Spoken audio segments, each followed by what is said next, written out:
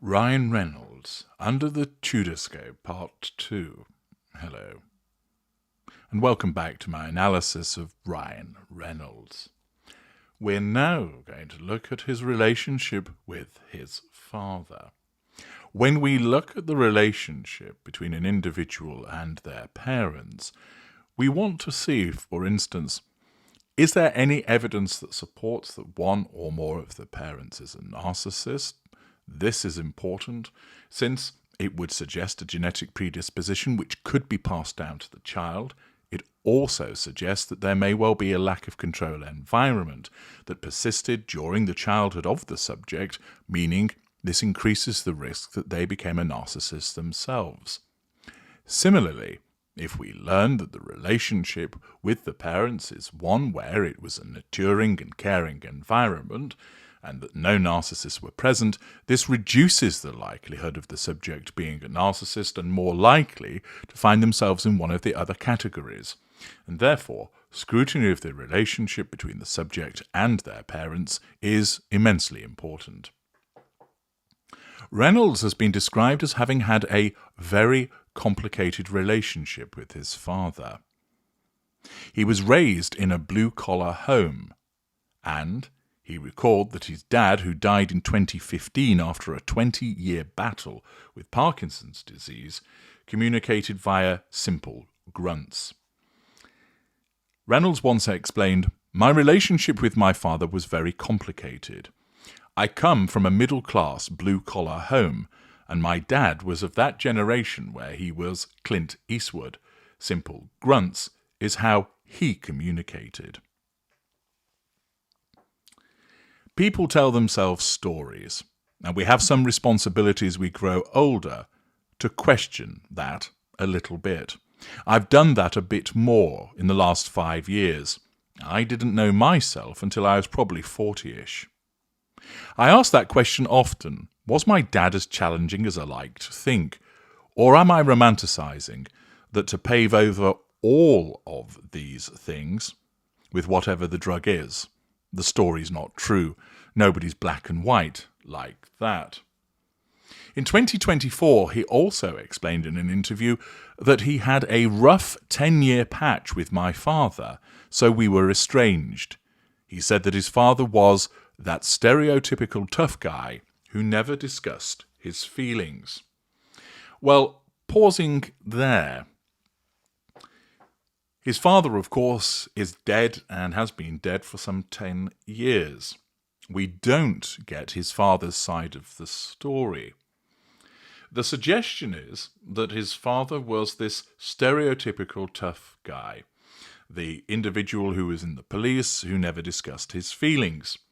Now, certainly, he would fall within that generation where that would often be the case, and it may well be that that's all it was, that he was simply a relatively distant father who, because of cultural and social influences, he was not given to explain or discuss his feelings with his children. Nevertheless, what is interesting is just being a stereotypical tough guy of his time who never discussed his feelings would not lead to an estrangement. It might lead to some resentment from the child that the father wasn't as communicative as he would hope that he would be, but then later understands that's just the way that it was. That's the way that many men of that generation behaved. But why would that lead to a 10-year estrangement? We're not told how the estrangement came about. Was it the case that his father instituted it? And if so, why? Was there something that Reynolds had done to deserve being ostracized in that manner by his father? Or was it Reynolds that imposed the estrangement? The fact that he makes mention of it suggests that it may well have come from him, that he decided to distance himself from his father. If that is correct, that raises a number of interesting points. The first of all is, why did he do so? Was it because his father had behaved in a particular way towards him, which was, for instance, unpleasant and abusive? Reynolds doesn't specifically state details of extended abuse. It might be that he doesn't want to seem to be sullying his dead father's memory. But it might point to the fact that his father behaved in a way which was particularly unpleasant, which could hint at narcissism on his part, which raises the possibility of, one, the genetic predisposition being passed down to Ryan Reynolds, and furthermore the creation of a lack of control environment. Certainly the fact that his father was not communicative, doesn't appear to have been emotionally supportive, the fact that he was distant from him, could create a lack of control environment for a child. Bear in mind that it appears that his mother behaved in a warm fashion, that she might have been an intervener, which could, if his father was a narcissist, prevented the full effect of the lack of control environment impacting upon Reynolds.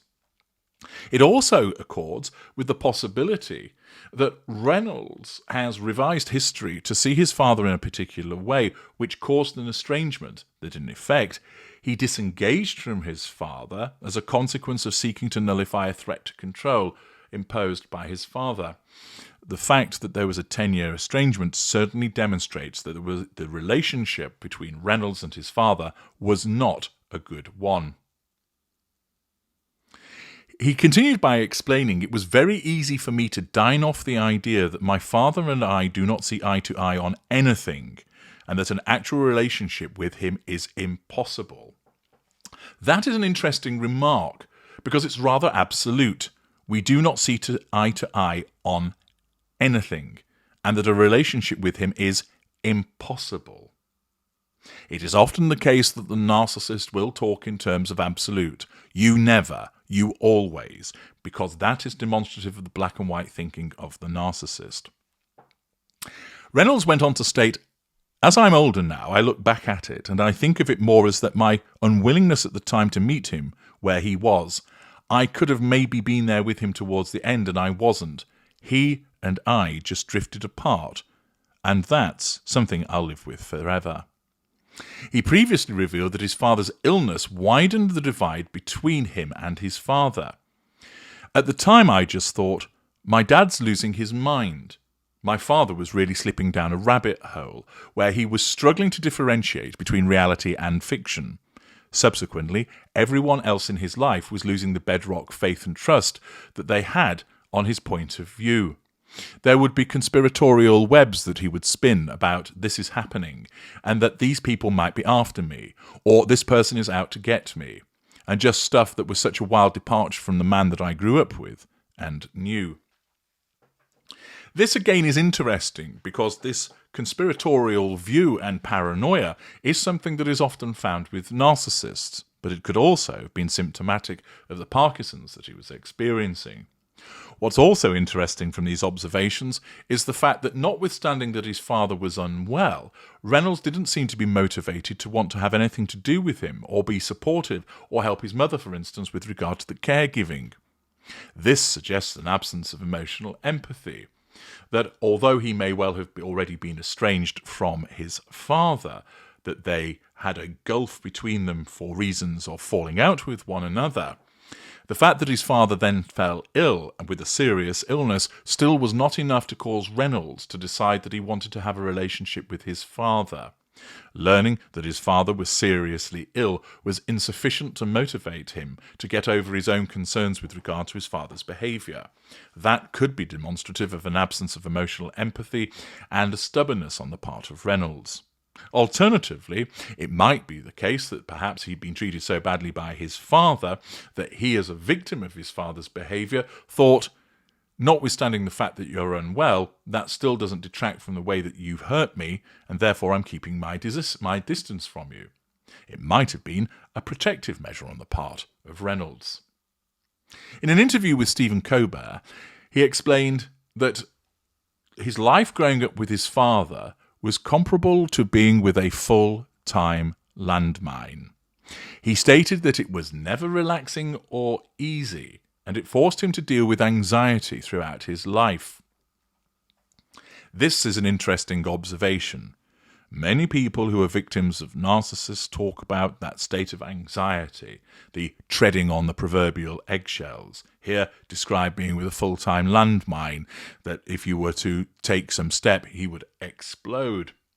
Accordingly, it suggests that there may well have been an environment whereby his father was someone that you did not want to upset because he would explode, which suggests that there might have been the presence of heated ignited fury, and increases the possibility that his father may well have been a narcissist, and thus increasing the possibility of the transference of the genetic predisposition towards narcissism to his son, and a clear lack of control environment.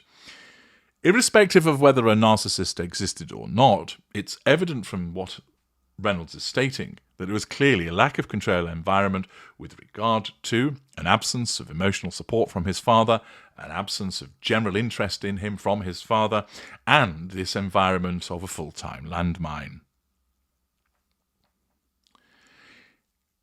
Reynolds gives credit to his brothers for helping him get through by getting rid of demons from his past. Notice it's all about helping him.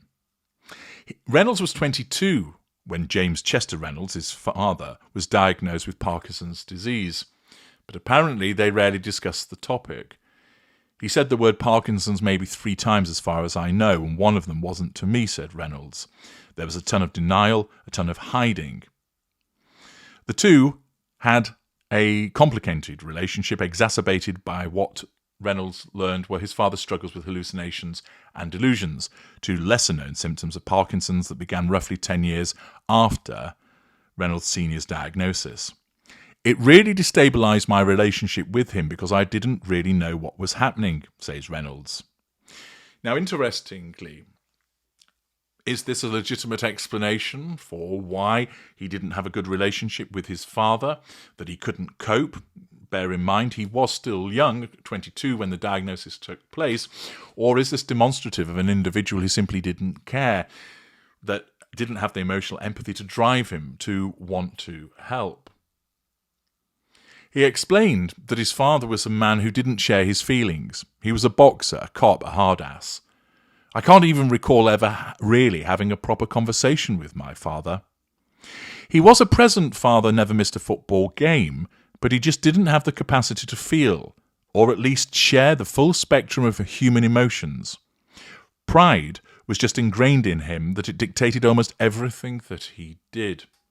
Thus his father would at least be supportive in terms of attending things that he did, but he didn't demonstrate any actual emotional support, and also appears to have demonstrated a narrow emotional bandwidth, which is often seen with narcissists. He explained that when his father was unwell, he thought, my dad's losing his mind. He was struggling to differentiate between reality and fiction. Everyone else in his life was losing the bedrock faith and trust that they had on his point of view. He explained that after his father's death, Reynolds then reflected on their dynamic more deeply. He stated, I'm constantly putting pieces of the story together that I wasn't really accepting my own responsibility. I now look back and see that there was an unwillingness to meet him where he was. He explained there was nuance, there were many moments of connection. I sent my dad a letter about 5 months before he died, which I'm very grateful I did.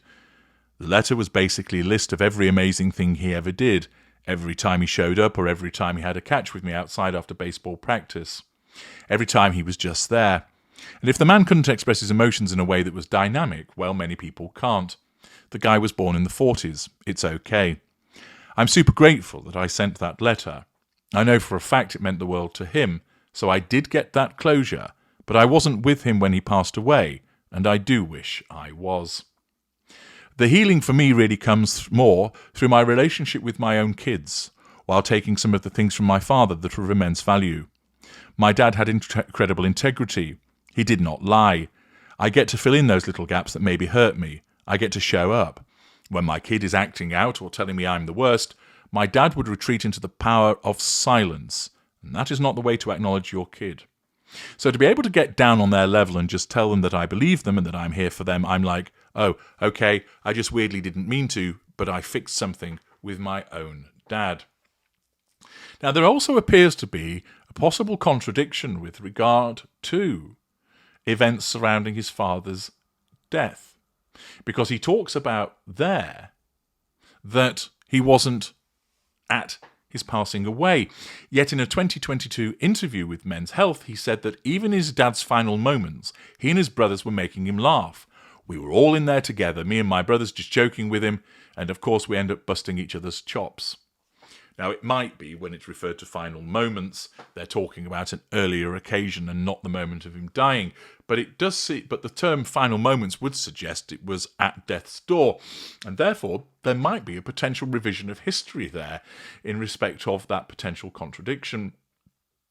It also appears that his recollections with regard to his father's dying shows a degree of self-absorption about talking about how he's gained closure and how he managed to fix something with his own dad.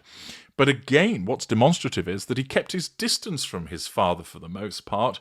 He sent him a letter rather than going to see him or to tell him. What is clear is that his father could well have been a narcissist, and it's evident that there was a difficult relationship and an estrangement for 10 years, which seems to have been brought about by Reynolds. Could that have been disengagement on his part, or simply an act of self-protection? Certainly, the relationship with his father provides certain clues as to the environment that Reynolds found himself and the potential effect that it has had upon him. Next, we're going to move to what is often a very interesting indicator and dynamic: the examination of an individual's romantic and intimate relationships. Join me in part 3 for that examination.